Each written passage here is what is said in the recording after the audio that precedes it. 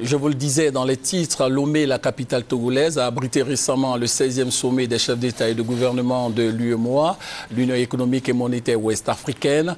Plusieurs sujets d'intérêt commun aux États membres ont été examinés au cours de ce sommet. Le financement des économies des États membres de l'Union et la sécurité alimentaire. Noël Niagno revient sur les temps forts de ce sommet de Lomé. À l'aéroport international Gnassingbé Eyadema de Lomé au Togo. Balai d'arrivée de chefs d'État pour la tenue du 16e sommet de l'UEMOA, Union économique et monétaire ouest-africaine. Une preuve supplémentaire à l'accueil des chefs d'État, la pluie. Les autorités togolaises l'ont bravé, les présidents hôtes aussi. Ici, Alassane Ouattara, président de la République de Côte d'Ivoire, s'accommode de la situation. Il salue les personnalités venues l'accueillir dans une ambiance conviviale. Après l'accueil, cap sur le centre international de l'OUA, lieu de la cérémonie d'ouverture. Alassane Ouattara et ses pairs, 6 chefs d'État sur 8 sont présents. 2 premiers ministres au lieu et place des présidents maliens et bissau-guinéens. Une fois le décor planté et les civilités rendues, Fort Gnassingbé a situé la place de l'intégration dans le monde. L'intégration est un grand dessein. Elle mobilise toutes les nations modernes. L'intégration, une exigence du monde d'aujourd'hui. Alors, il faut passer de l'intégration des États à celle des peuples. La viabilité de nos projets communautaires se mesure aussi à l'aune de notre capacité à nous appuyer sur la richesse et la diversité des peuples de notre Union pour leur forger un destin commun.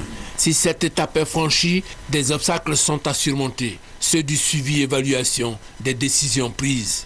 C'est pourquoi je voudrais proposer l'institutionnalisation d'une rencontre périodique, exclusivement consacrée à l'examen de la mise en œuvre effective des réformes et des politiques communautaires dans chaque État membre autour du chef de gouvernement. Les défis à relever sont nombreux, singulièrement ceux de la croissance à maintenir ou à améliorer et l'inflation à maîtriser. Tout ceci n'est possible que dans un environnement de paix. Fort Gnassingbé l'a souhaité de toutes ses forces avant de déclarer ouvert le sommet. Les travaux se sont déroulés à huis clos dans un autre décor, le palais présidentiel togolais. Au terme de ce huis clos, Koulibaly Tiena, ministre de l'économie et des finances du Mali, président du Conseil des ministres, a lu le communiqué final. Félicitations d'abord à la Côte d'Ivoire parce que l'arrêt total du moteur a été évité. La locomotive, 40% du produit intérieur brut de l'UEMOA, est répartie aussitôt. Honneur encore à Alassane Ouattara pour avoir su diriger le comité de haut niveau. Les nouvelles sources de financement du développement dans l'Union sont trouvées. Pour le secteur agricole, l'autre point critique de l'état de l'Union, baisse de 18% de la production céréalière, surtout dans les pays de l'Interland. Un comité de haut niveau est mis en place. Il est dirigé par le président nigérien. De plus, il est demandé aux États de consacrer 10% de leur budget annuel au secteur agricole. Sur le plan politique, la crise malienne et bissau-guinéenne ont préoccupé les présidents. Arrivé à Abidjan au terme des travaux, le chef de l'État s'est déclaré satisfait et est revenu sur les questions politiques.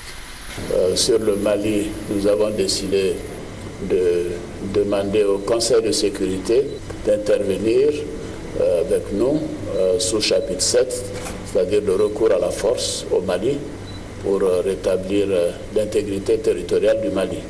Et nous avons donné les instructions au président de la Commission d'entreprendre des démarches avec les ministres des Affaires étrangères du Mali et des autres pays pour mettre en œuvre cette requête.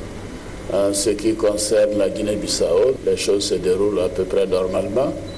Nous sommes convenus de renforcer nos contributions au financement de l'économie de Guinée-Bissau et le Nigeria a déjà fait un geste important.